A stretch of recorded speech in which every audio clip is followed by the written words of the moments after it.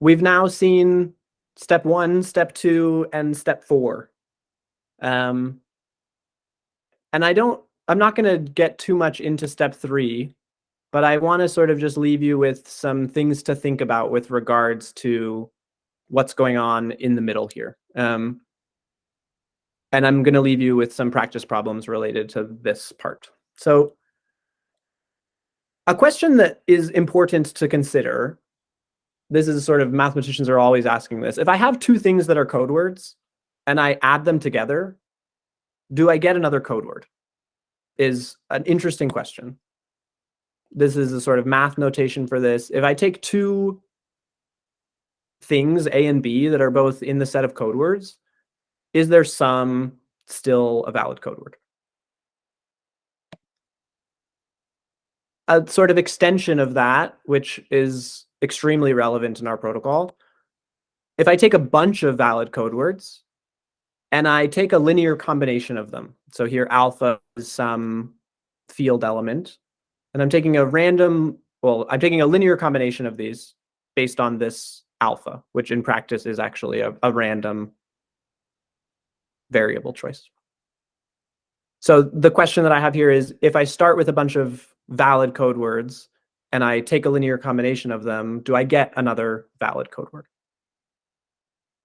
And I'll spoil this for you, although I would encourage you to sort of think about it for yourself. The answer to both of these questions is yes. If you start with valid code words and you do some simple arithmetic on them, you'll get out another valid code word.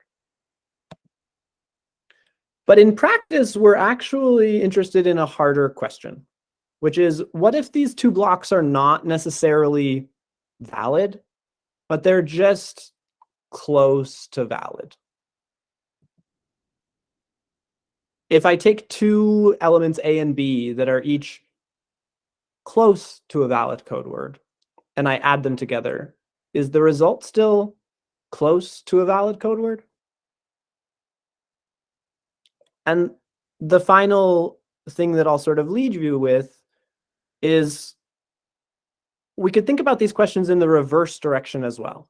In other words, if I say the sum of two things is close to a valid code word, does that imply that A and B were close?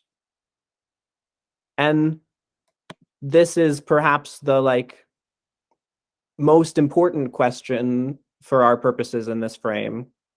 If I take some linear combination of things and the result of that linear combination is close to a valid code word, does that imply that the stuff that I added together was actually close?